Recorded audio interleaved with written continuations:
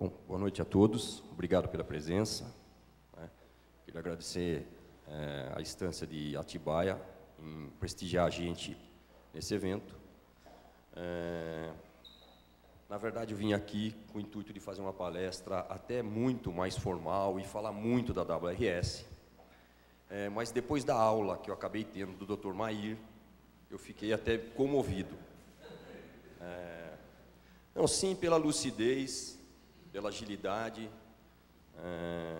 pela simpatia, pelo grau de conhecimento, pela humildade, né, de vir aqui compartilhar com a gente uma experiência de vida. Eu achei isso fantástico. Já tive a oportunidade de conhecer o Dr. Mair em outras ocasiões, né, e achei assim fantástico. E, na verdade, isso me ajudou até a fazer a palestra de hoje. Porque o que... vamos falar de WRS, vamos falar de equipamento de reciclagem, que é uma moda, né?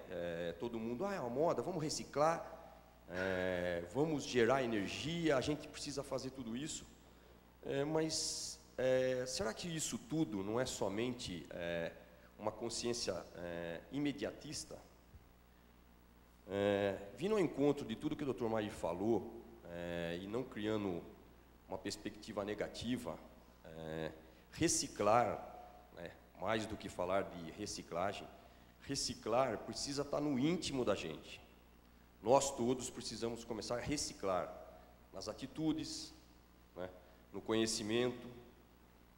Então, isso é uma coisa que muda muito a forma da gente pensar. E quando a gente fala de uma usina de reciclagem que vem para cá, que vem de fora, muitas pessoas, ou alguns empresários que a gente vai conversar, ou o poder público que a gente vai conversar, mas isso é um modismo, a Europa já tentou, eles fazem lá, o resíduo deles é diferente do da gente. Queria salientar que, na verdade, resíduo é resíduo em qualquer lugar do mundo, né? Até porque quem gera o resíduo somos nós, né?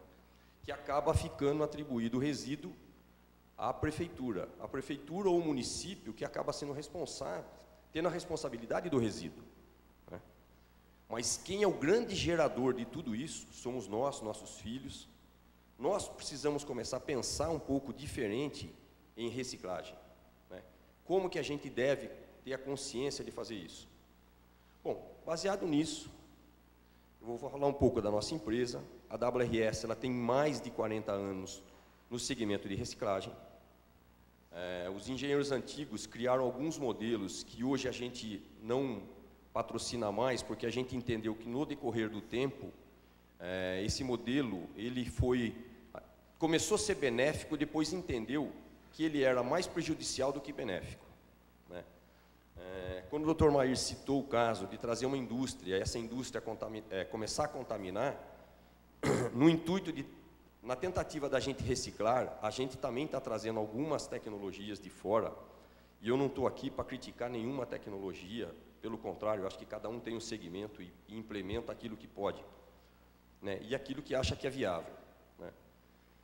Quando a gente entendeu que um segmento da nossa empresa, ele era contaminante, a gente simplesmente aboliu o projeto e começou a criar um projeto novo, né. Um projeto que a gente entendeu que a gente não deve contaminar a água, o solo, o ar, porque eles são essenciais na vida do ser humano. Não adianta a gente pensar em fabricar equipamentos que traduzam em cifras monetárias gigantescas, mas você deixa um dano ambiental. Isso ficaria na contramão da nossa missão, que é justamente reciclar, não, é criar um modelo sustentável, é fazer o que o Dr. Mair acabou de citar. Um modelo sustentável não é baseado somente em finanças, ele é baseado em interagir com o meio ambiente, ele tem que interagir com a sociedade, ele tem que agir com o poder público, ele tem que agir com os próprios investidores que aportam o capital, porque para colocar uma usina dessa magnitude e tratar sem poluir, o investimento é muito alto. Ele interage com os segmentos socioambientais, educacionais, saúde, né? Uma coisa que a gente não percebe muito, a doença a zika, a dengue, a febre, mas quando a gente começa a atribuir algumas coisas aos resíduos, os resíduos, além de toda a situação que existe no país, o resíduo ele é um dos grandes geradores de doença no mundo, não somente aqui no país. O mundo sofre com isso, em todo o mundo, até nos países desenvolvidos. E qual que foi a ideia quando a gente trouxe um projeto da WRS? Era simplesmente chegar aqui, vender uma usina de reciclagem e começar o processo de reciclagem? Não, não é isso. É por isso que a gente está estudando muito bem aonde a gente quer colocar o nosso projeto, porque esse projeto, como eu citei, ele está em comum com o poder público. A gente tem que apoiar o poder público, que ele consiga dar destino adequado para os resíduos. Não é somente pegar o resíduo, não, eu coloquei aqui, eu coloco no incinerador, eu queimo, não é isso. Na verdade, você tem algumas qualificações que você pode tratar o resíduo. Foi criada uma lei no Brasil, em 2010, na verdade um projeto-lei em 2010, que acabou virando um projeto agora, a 12.305, que é a Política Nacional de Resíduos Sólidos, onde se responsabiliza os municípios. Mas a responsabilidade é só do município? Não. A responsabilidade é de todos nós. Todas as entidades têm que estar em comum com o município para que a gente possa criar uma adequação para isso.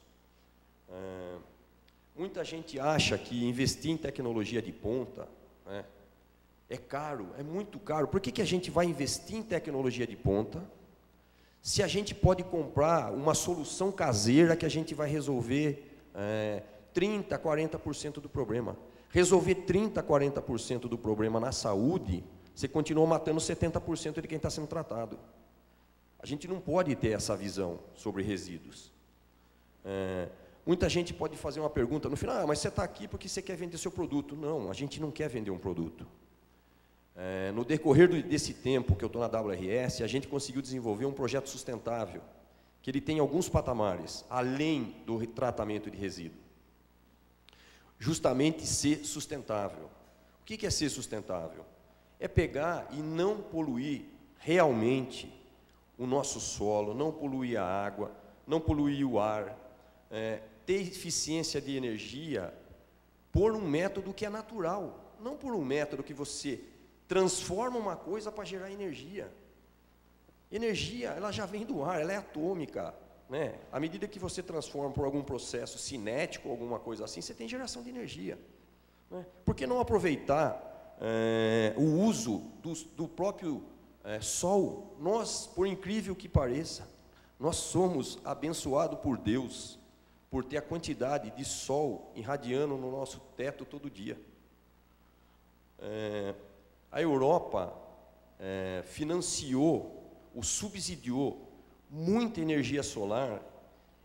A Alemanha, vou dar um exemplo da Alemanha. A Alemanha tem quase 4 meses de dias cinzas, que não gera energia. E o governo teve vontade para incentivar o uso de energia. Aí a gente vai falar no contexto, mas a energia solar é muito cara. Não, a energia solar é cara. Mas ela é cara dependendo daquele prisma que a gente olha. Por quê? Se a gente começar a olhar para a energia e começar a ter autossuficiências em alguns pontos, isso pode transformar numa energia tão barata quanto uma energia gerada por hidrelétrica. Mas mesmo assim, à medida que vai se desenvolvendo e vai se trazendo novas descobertas na parte de energia solar, isso vai barateando. E à medida que a gente vai massificando, o custo também vai barateando. Agora, o benefício que a gente tem nisso, quando a gente fala de energia solar, ou até energia eólica, a gente fala de energia de qualidade, energia que não tem ruído, energia que começa a evitar queima de aparelhos, né, a todo momento. Eu posso ter uma descarga de raio? Posso. Pode acontecer. Mas a incidência disso é muito baixa para acontecer. Então, o que a gente precisa começar a olhar agora, como cidadão e como poder público, é como viabilizar os recursos que a gente possa fazer com que isso seja viável. Qual que é a nossa ideia sobre tratamento de resíduos? O uso do solo, como o próprio Dr. Mair colocou, ele está sendo cada vez mais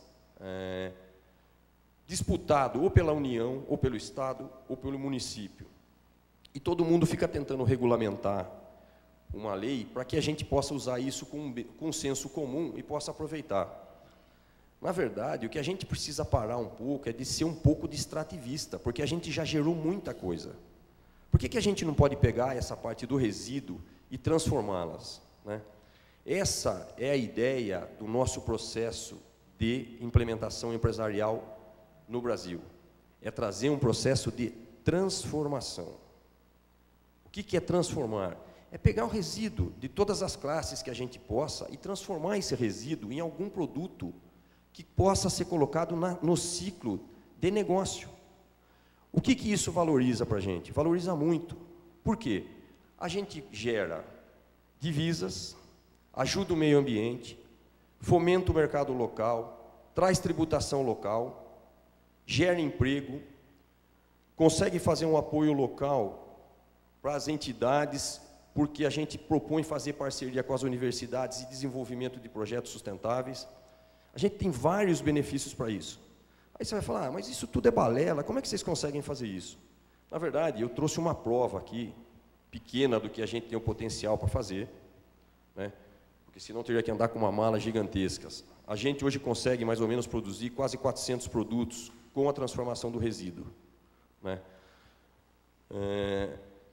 Por que a gente fala muito do poder público também? O poder público, como o Dr. Mair citou, ele tem o poder de criar as leis e ajudar a gente nesse processo de transformação. O resíduo que a gente propõe trazer na nossa empresa, ele é um tratamento de resíduo que a gente brinca que é de A a Z.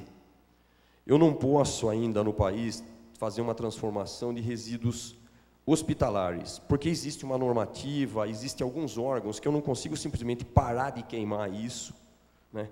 Mas existem tecnologias já no mundo onde são tratados alguns tipos de materiais e esses materiais voltam para a cadeia de negócio também. Tá? Qual que é o nosso exemplo de reciclagem hoje? A nossa usina hoje, se a gente falasse no município de Atibaia, que tem quanto? 400 mil habitantes? 135 mil habitantes. Né? Se a gente falar hoje, se a gente transformar o resíduo hoje quase 0,9 para 135 mil habitantes, nós estamos falando que a gente consegue produzir por dia, por baixo aí, entre 110 a 115 toneladas. Na época sazonais de festas, isso aumenta pelo menos 40%. Isso quer dizer que é o seguinte, todo dia a gente está depositando isso num aterro sanitário, ou quando o aterro não tem mais sustentabilidade para isso, a gente está jogando isso em algum outro lugar, né? Eu não estou falando nem de resíduo de construção civil, certo? Eu estou falando de resíduo sólido urbano, gerado pela gente dentro das casas da gente.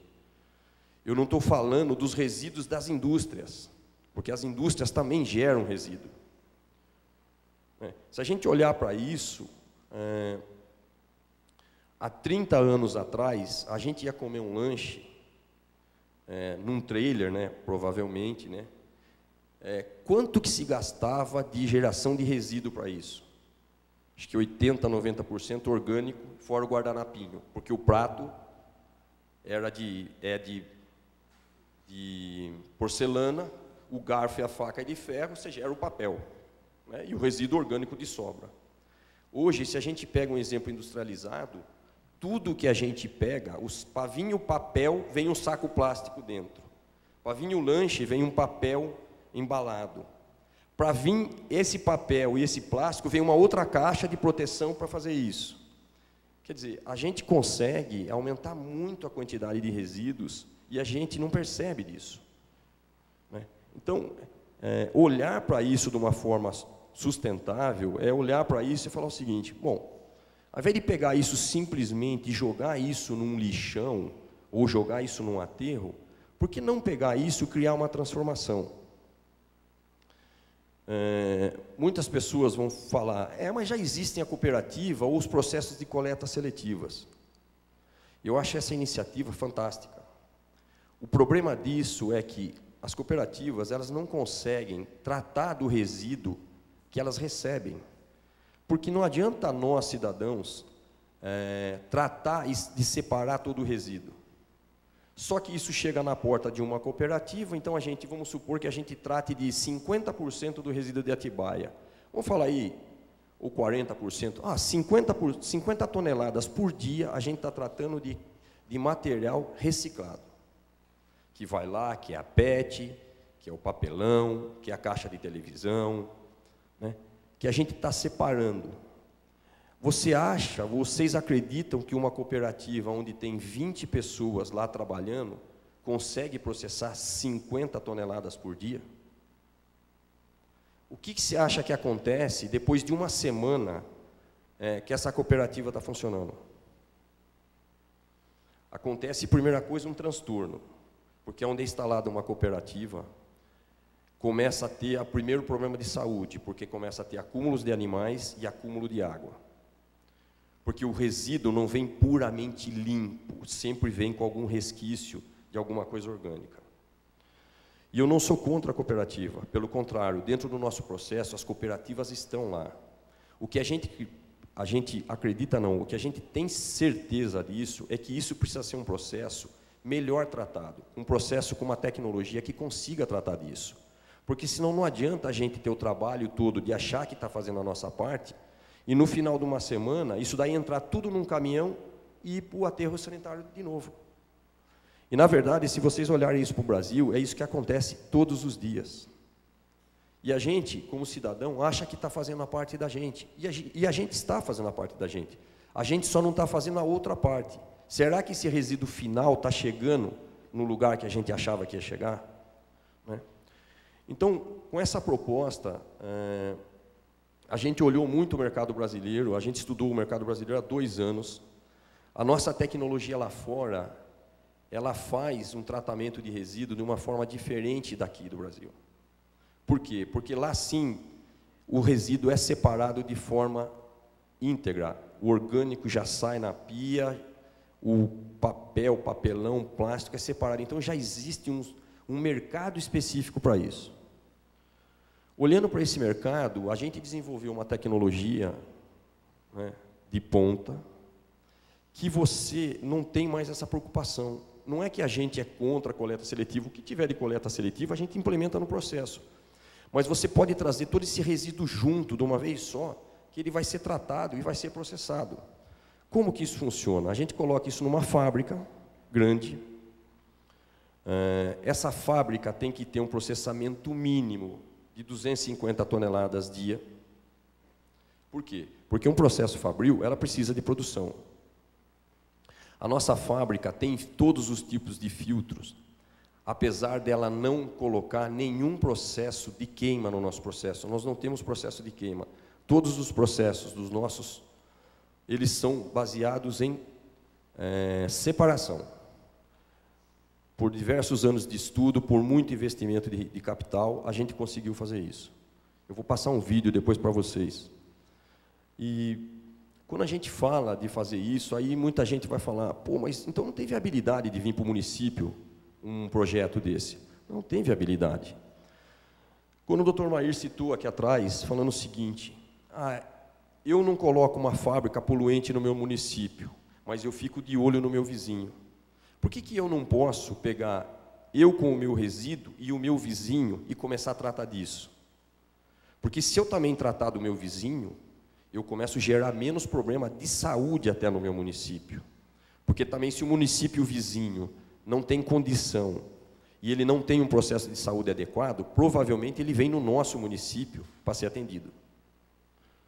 Né? Então, quando a gente fala muito de tratamento de resíduos, a gente tem que olhar para um lado de saneamento, que é uma outra vertente disso. Né? E aí, o que a gente propôs para isso? Quando a gente fala hoje da nossa fábrica, a gente trata da nossa fábrica, a gente fala de A a Z menos H, que é hospitalar. Mas a gente trata de todo o resíduo orgânico, que é o resíduo sólido, que é o RSU. A gente trata de resíduo eletrônico, a gente trata de plástico, a gente trata de papelão, papel, a gente trata de metais, a gente pode tratar A gente, se tiver tempo, a gente vai ver todos os vídeos, pelo menos uns 5 minutos, né? Das soluções de pneus, que é um problema gigantesco, com acúmulos de água e problema que quando queima um produto desse, o problema que vai para a atmosfera, a contaminação é gigantesca, né? Então, o que eu... Nesse meio tempo que o Dr. Mauri estava falando, a gente ia passar uma apresentação até que era mais demorada, mais complexa. Eu achei muito melhor a gente falar um pouco disso e tentar conscientizar a gente da importância, né, dessas simples palavras que se chama reciclar, né? Será que a gente está fazendo isso de uma forma correta? Será que a gente pensa nisso? Ou como a gente deve começar a pensar nisso? Tá? Então, hoje... eu tenho aqui, né, modelos sustentáveis, projeto Bússola Verde, tem a parte institucional, portfólio, estratégia, parcerias que a gente já estabeleceu no Brasil. Se eu falar de modelo sustentável, eu estou falando de uma criação de um negócio que se chama Green Economy, que está em franco crescimento no Brasil, porque as empresas também começaram a entender que isso é um potencial para o desenvolvimento. Um potencial para o desenvolvimento é ter possibilidade de crescer e ser sustentável em algumas características.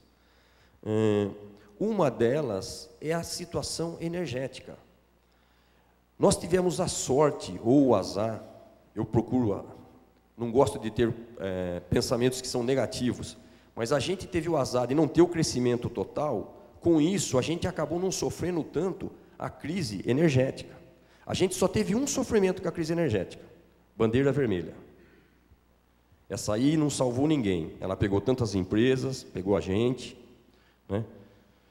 Agora, o que a gente fala quando a gente fala de uma Green Economy e traz uma energia? Vamos tentar trazer uma energia limpa para o nosso país, para tentar criar isso, que talvez não seja só através de fotovoltaica. O modelo eólico está aí, está gerando energia. A gente sabe que é só olhar na internet, não precisa muito, a gente sabe que tem diversos problemas, até políticos, que não fazem com que essa geração seja maior do que está. Mas as pessoas lá de fora acreditaram, vieram no nosso país e investiram dinheiro nisso.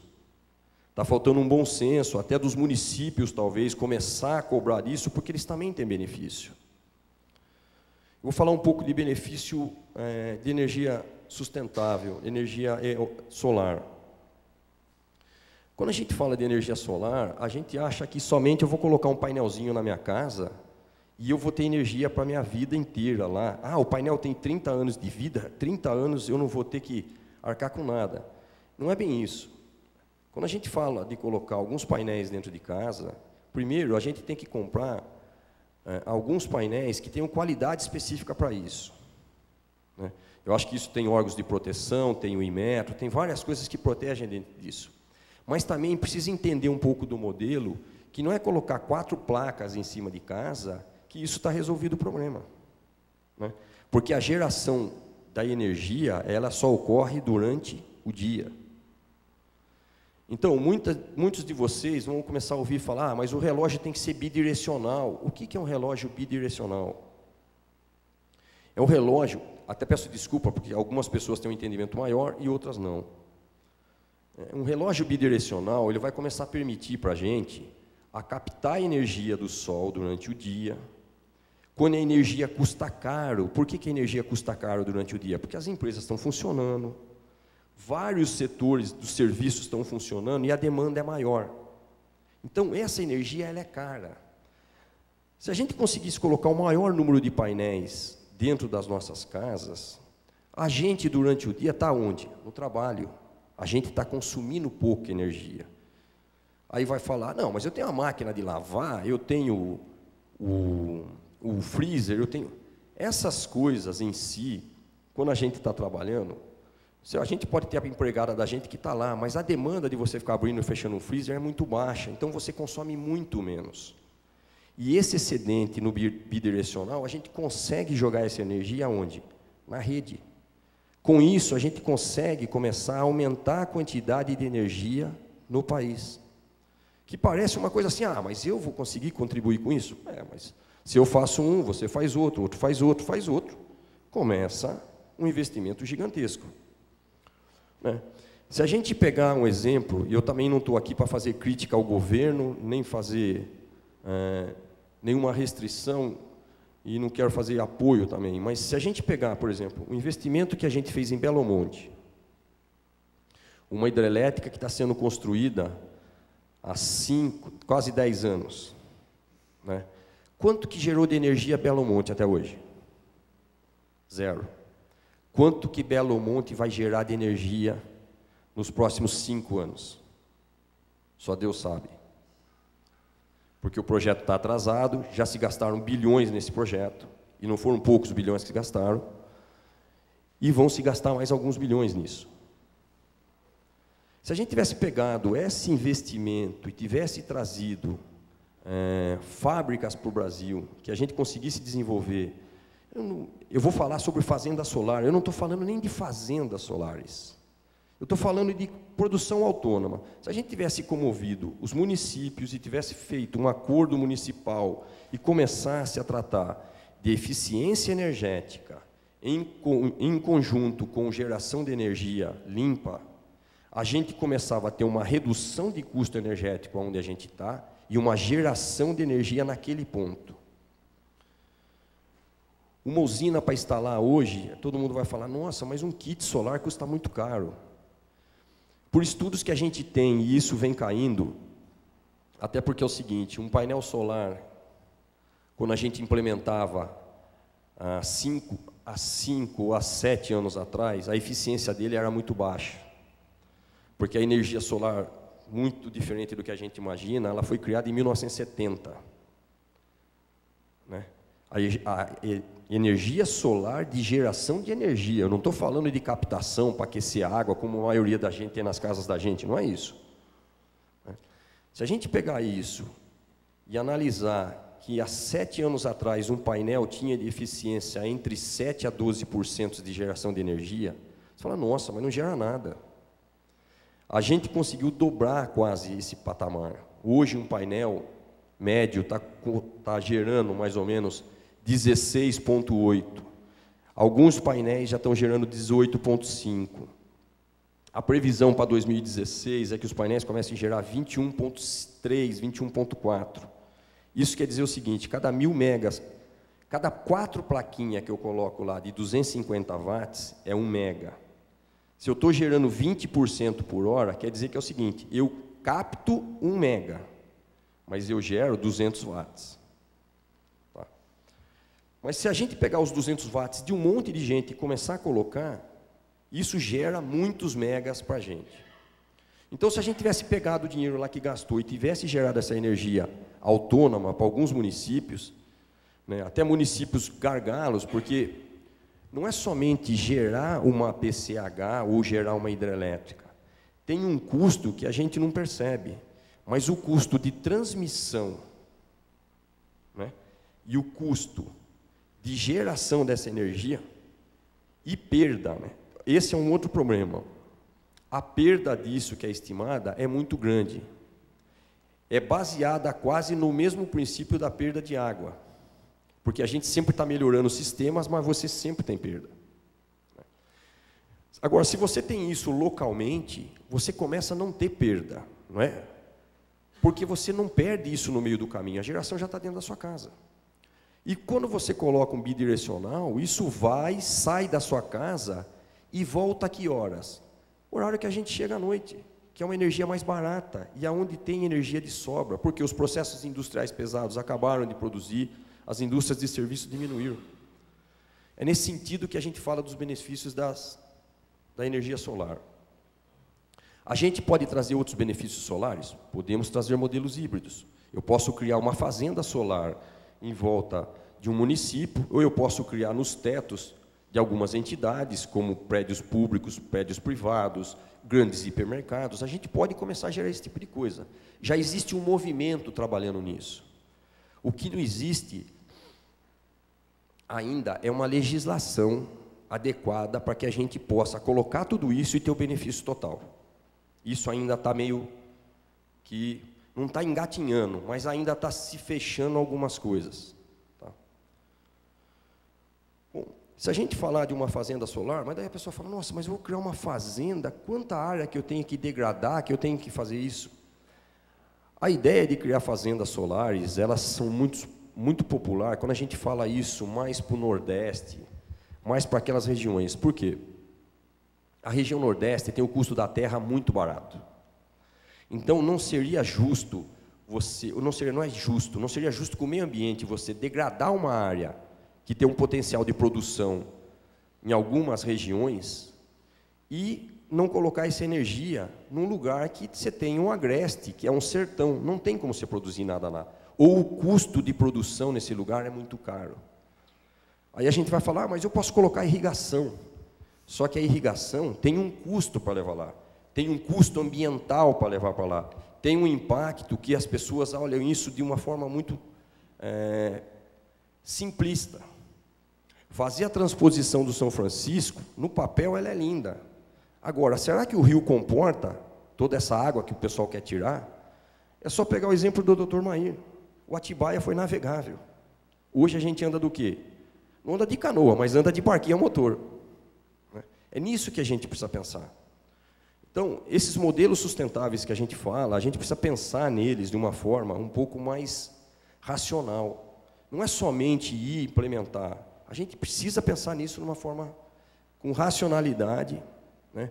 Que a gente possa entender que isso é uma coisa viável, que atenda a vários segmentos dentro da sociedade. Ele não pode só estar no meio ambiente, ele tem que estar no ambiente num todo.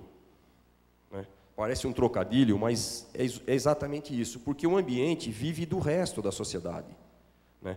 Uma sociedade que também está marginalizada, a gente precisa pensar nessas pessoas, junto com o poder público, e criar projetos e resgatar essa gente, e engajar essas pessoas dentro de um processo, ou para geração de energia limpa, ou dentro de um projeto que a gente chama de bússola, né, que resgata essas pessoas e traz essas pessoas desse modelo excludente para fazer um modelo includente.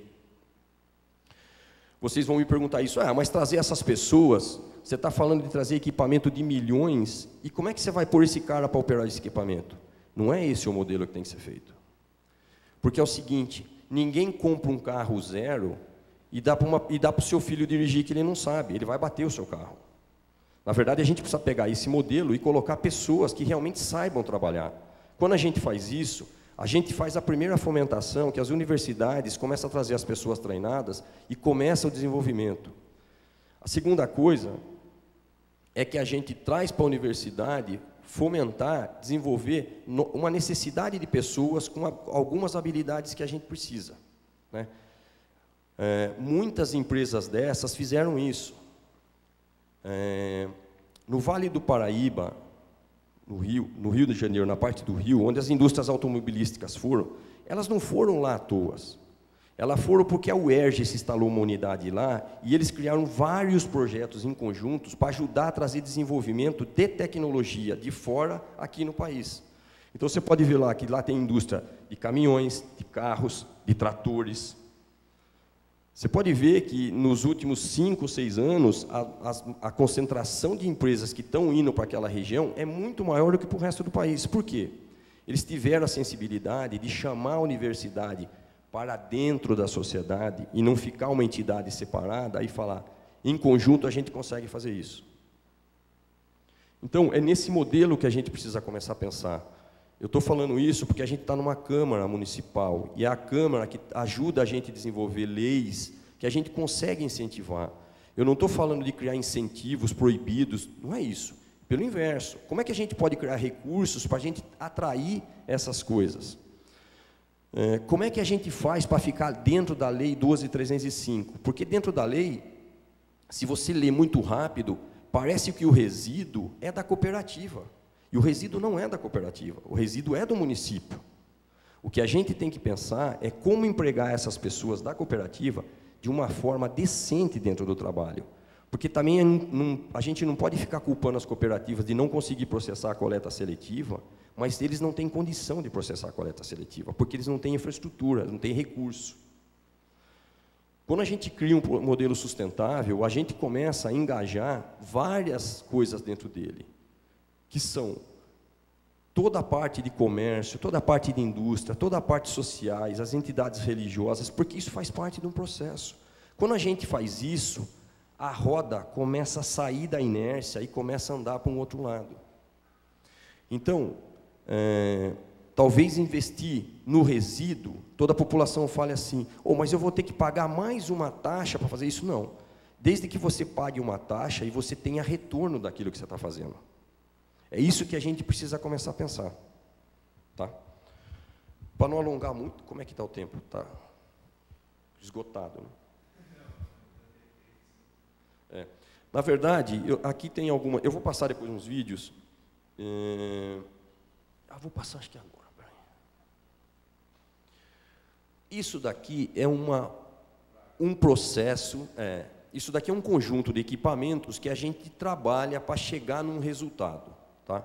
Eu estou falando de uma linha de pneus, eu trouxe alguns produtos, até porque é o seguinte, a gente tem que matar a cobra e mostrar a cobra.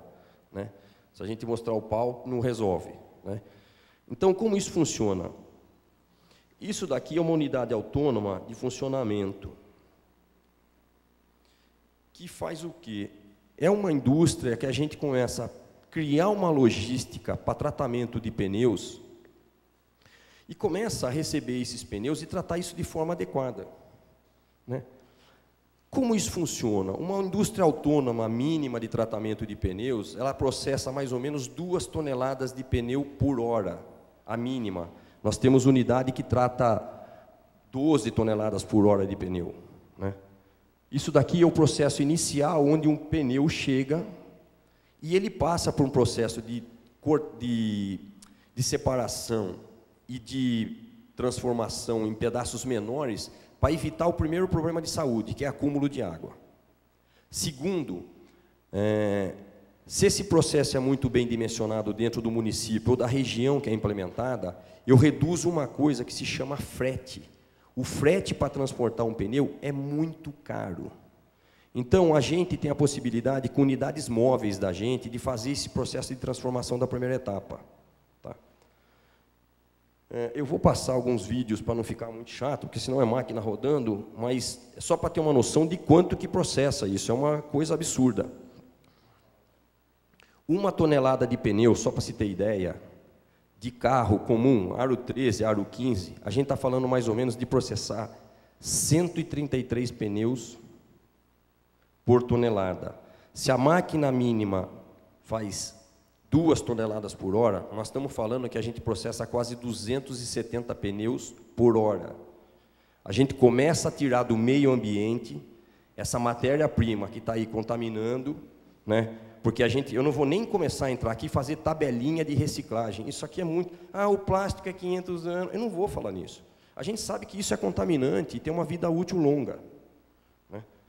A ideia é mostrar para vocês é que existem tecnologias que a gente possa fazer isso de uma forma sustentável.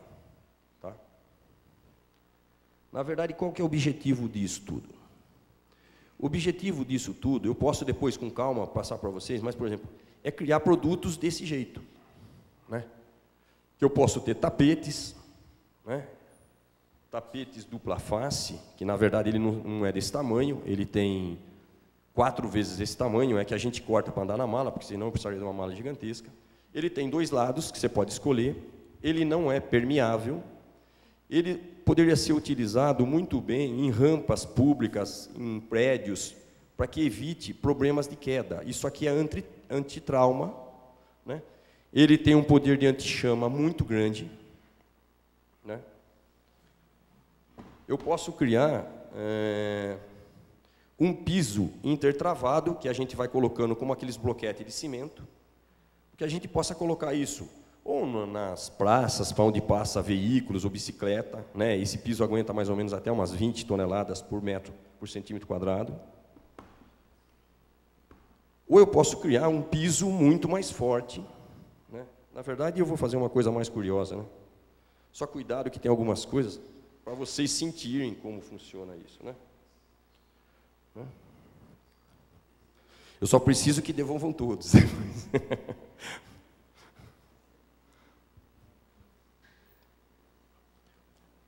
eu posso criar um piso específico para quadras. Então, por exemplo, se eu colocar quadra poliesportivos em condomínio, em praças, as pessoas podem jogar e isso não tem problema de queda, né?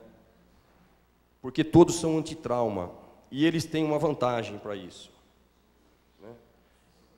Eles são permeáveis, então o que acontece?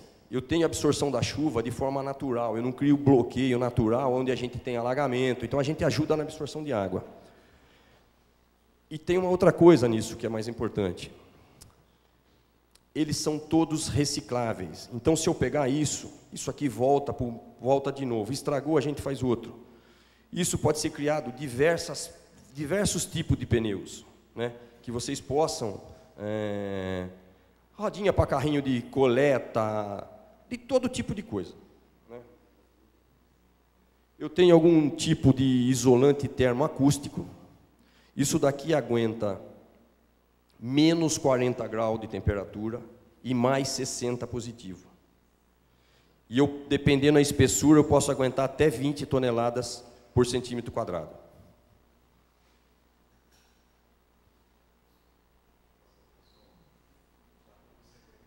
Esse aqui é um tubinho que parece simples, mas esse tubinho ele foi desenvolvido para a gente criar processo de irrigação.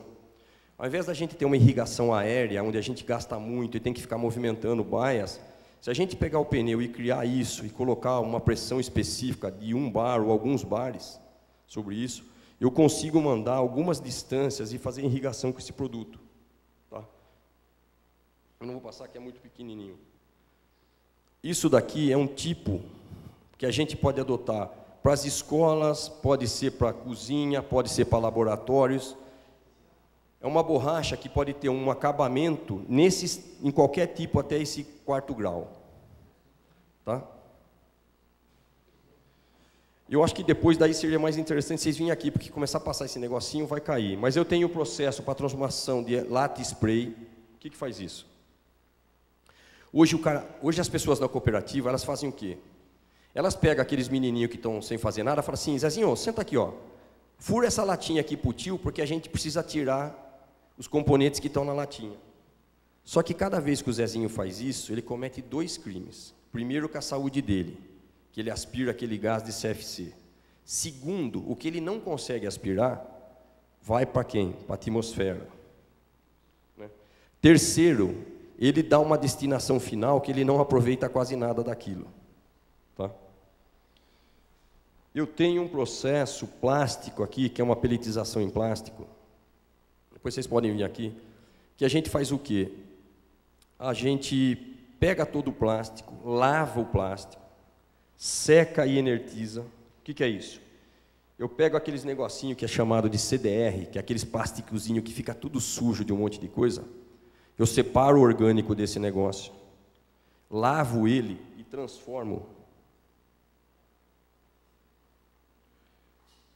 num pelletzinho.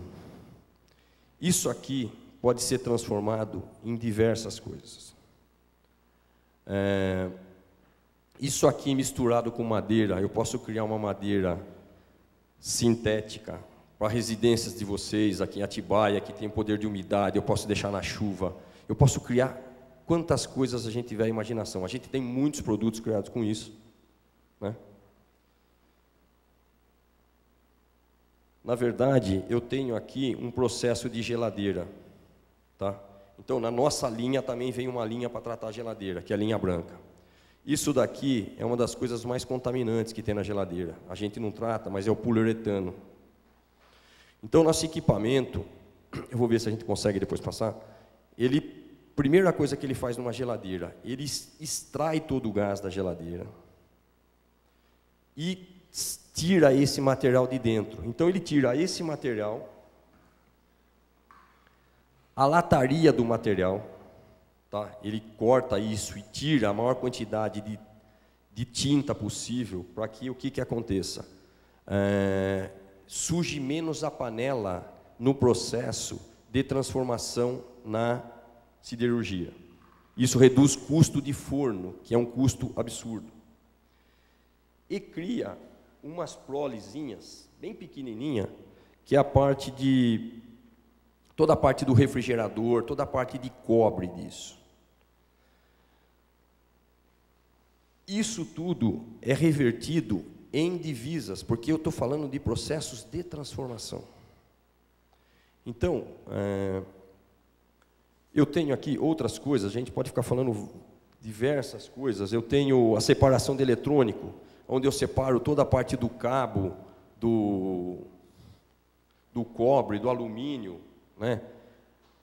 Onde a gente separa o chip, a latinha do Zezinho lá, que eu falei, ó, eu transformo ela numa matéria-prima rica, que a gente possa transformar em divisas. O arame do pneu está aqui. Não vai dar para ver direito, mas isso aqui é um processo que depois você tem que ver. As pessoas que transformam e vendem o aço do pneu, eles têm esse processo aqui, ó. Vou passar, toma cuidado, que isso daqui fura a mão, machuca, né? E se cair na cadeira, depois vai ficar espetando vocês. O nosso equipamento consegue separar o processo dessa forma aqui. Então, é como se a gente estivesse falando da água para o vinho, uma transformação muito grande. Tudo isso feito dentro de uma política ambiental, que a gente não contamine o meio ambiente. Nós somos uma indústria que nós não precisamos de ponto de água para funcionamento. Por quê? Do que vem no resíduo? 40% mínimo no resíduo é água. Então, a nossa água é para reuso. Então, aquela água que vira chorume em tudo quanto é lugar, para a gente vira água para reuso, né? O nosso resíduo orgânico, ele se transforma nisso aqui, ó. Nós chamamos de pellet, que um projeto sustentável mapeado dentro de uma cidade ou de uma região, ele consegue fazer o quê? Ele consegue catalogar todos os restaurantes, bares, ele consegue catalogar as feiras livres, os supermercados, e a gente começa a extrair essa comida que é jogada de forma diferenciada, já num processo limpo. Por que a gente fala isso? Por que não dá para fazer isso na residência? Porque a granularidade é muito grande, né? Não dá para sair andando com o carrinho coletando. E outra, a gente já tem um processo de coleta na cidade, a gente não quer inferir nesse processo de coleta. O nosso processo é um processo totalmente diferente. Eu quero que, ao invés do caminhão ir lá e despeje num buraco e fique contaminando o meio ambiente, solo, ar, nascente, não, eu quero que pare com isso. Ele joga isso numa fábrica e a gente transforma isso em produtos. Tá? Então, quando a gente fala nesse processo, se vocês pararem para pensar, né, e, na verdade, a ideia hoje aqui, depois que o Dr. Mair, na verdade, essa palestra foi alterada no decorrer da apresentação do Dr. Mair. Tá? Mas foi exatamente isso que eu quero passar para vocês. Fique uma semente na cabeça de vocês, o que a gente pode fazer de diferente para o meio que a gente vive. Porque, na verdade, o município, ele detém todas as coisas. O que a gente precisa fazer é estar mais perto do poder público e cobrar até do poder público. Ó, nós somos munícipes, nós pagamos os impostos. O que vocês vão fazer para ajudar a gente? Porque, na verdade, ajudando a gente, está ajudando o meio ambiente, está ajudando a sociedade, está ajudando a educação dos nossos filhos, está ajudando a saúde. Quer dizer, é um processo novo que a gente tem que parar para pensar. Isso é uma coisa que acontece de hoje para amanhã? É óbvio que não. Implementar um projeto desse num país ou num município, ele leva mais ou menos... ele leva mais ou menos de 6 a 18 meses para ser implementado. Por que 6 meses? Porque a maior, não criticando os outros métodos, mas a maior idiotice que existe num processo é que ele tenha que chegar até o final do ciclo para ele ser produtivo. Nós conseguimos desenvolver uma tecnologia que a gente, à medida que vai desenvolvendo as etapas do processo, a gente vai entregando a fábrica parcialmente, como se fossem módulos.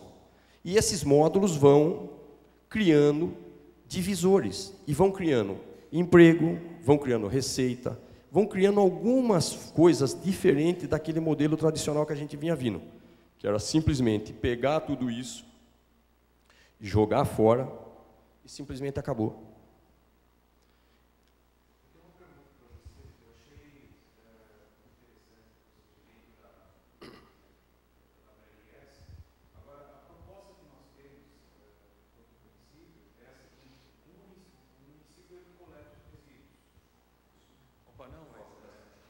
O município ele coleta os resíduos, né? A WRS, se ela é instalada no município de Atibaia, ela vai fazer todo esse trabalho que, obviamente, assim, é de interesse de todos, né? Porque o material ele vai deixar de poluir o meio ambiente e vai ser reaproveitado. Agora, qual que é a proposta da WRS na venda desse material? O lixo ele coletado ele é de propriedade do município. A WRS tem uma proposta de retorno de valores para o município. Como é que vocês enfrentam isso nos municípios em que vocês atuam, mesmo que no exterior? Na verdade, a proposta que a gente tem hoje é que a gente parta com um modelo híbrido. Tá? Até porque a envergadura do investimento é muito alta, né? São alguns milhões investidos nisso. Qual que é a ideia que parte do nosso projeto sustentável? É que o município, se ele quiser participar do projeto, através de uma PPP ou de uma concessão onerosa, eu não sou o melhor advogado para falar nisso, porque o mestre disso tudo acabou de sair, né? Mas a gente tem conversado bastante com o Dr. Mair, que a gente possa criar um modelo que seja realmente benéfico para o município na implementação desse projeto. O que a WRS traz como princípio dela? Tá? Se eu arrumar um investidor que quer participar com um percentual no investimento, a gente quer vir para o Brasil nessa modalidade. Tá? A gente não quer fomentar o investimento total. Vou ser muito transparente, porque é o seguinte, o cenário que a gente está passando atualmente, ele está um cenário muito oscilante. A gente não tem confiabilidade em todos os retornos. Eu não vou ficar aqui citando, para não ficar, né, chovendo no molhado. O que a gente está procurando? Um parceiro que tem interesse em entrar com a gente no negócio. Né? A gente pode participar com um percentual muito bom, até 50% do investimento, é o que a gente está procurando ter. Se o município quiser entrar uma parte, quiser criar um consórcio de empresas para fazer isso, a gente está apto para fazer isso. Agora, o que a WRS tem de raiz dentro dela? Né? A gente tem que, por exemplo, passou um ano, processou, a prefeitura tem um problema do resíduo e hoje a prefeitura paga para descartar esse resíduo, certo? Essa verba pode continuar vindo para o projeto, só que depois ela tem que ser revertida em projetos sustentáveis dentro do município. Tá? Essa é a ideia do projeto.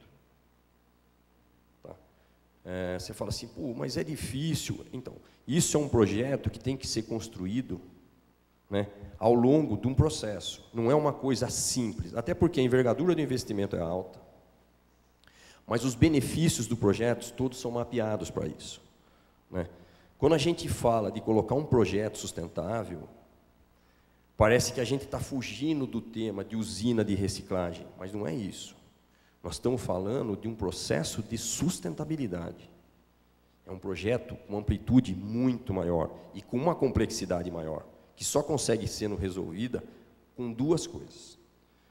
Primeiro, com investimento e outra com apoio. Sem isso, ele não vai para frente.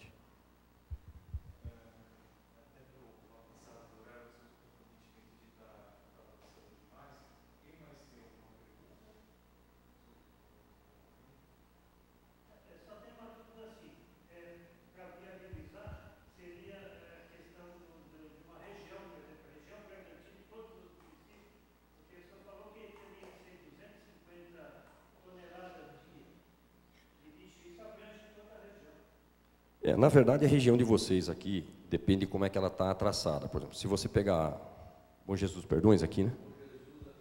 Atibaia, Piracaia, Mairiporã. Na verdade, você tem uma região aqui que tem uma concentração grande. Né? Fazer projetos com muita gente não é uma coisa simples, porque as pessoas têm pensamentos diferentes, valores diferentes. O que a gente coloca é uma limitação de módulos de 250 toneladas para que se crie viabilidade do investimento. E logística, porque se você tiver mais do que X quilômetros de distância para percorrer, o custo se torna inviável. Não adianta ficar iludido achando que é o seguinte: achamos a lâmpada mágica do meio ambiente. Não é isso. Tá? Isso requer investimento, requer...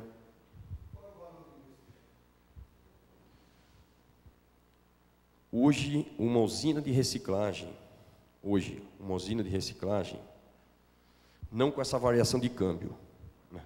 Porque a variação de câmbio destruiu isso.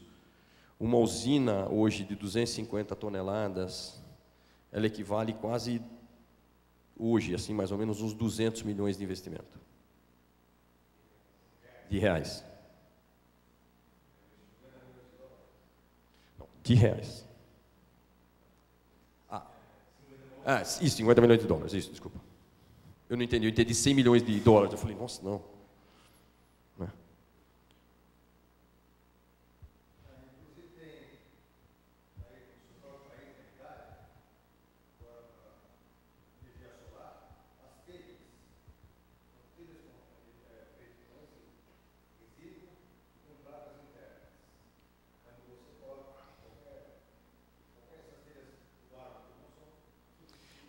Na verdade, está saindo muitas soluções baseadas nisso.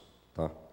Quando a gente fala de energia solar, é uma energia que ela é transitória. Primeiro que a gente precisa pensar nisso, porque nenhuma energia ela é perene. Ela vai ter um ciclo de vida e ela vai ser transformada. Por quê? Pela própria evolução tecnológica e pela própria evolução social.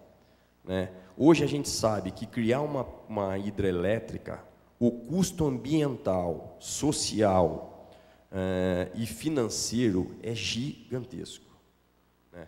Eu vou pegar um exemplo, região de Santa Maria da Serra, está se criando a parte navegável para vir até Piracicaba. Né?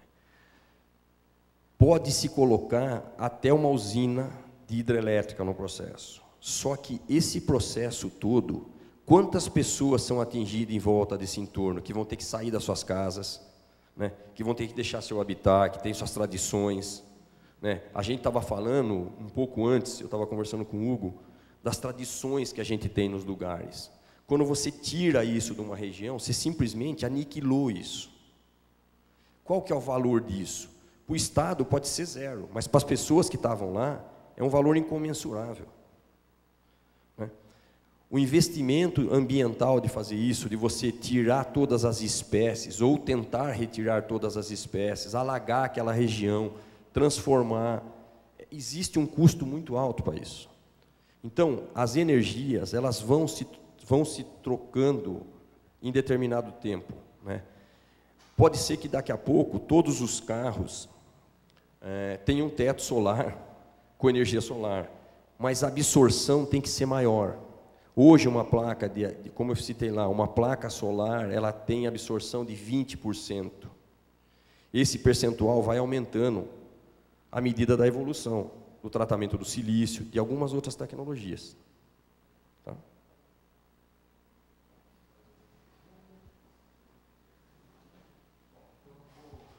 Muito obrigado. Queria te agradecer, Vitor, pela presença, pela apresentação. Queria agradecer também o público que está presente, né, não só hoje, como nos outros dias também. Né, e dizer assim que nós vamos estar estudando também uma nova programação de palestras. A chuva não ajuda muito, né, prejudica bastante a vinda dos palestrantes e também do público presente, mas à medida daquilo que a gente queria, a equipe aqui da casa se esforçou para tentar trazer palestras de qualidade como a do Vitor, né, e espero que vocês tenham gostado. E gostaria de pedir uma salva de palmas para o palestrante.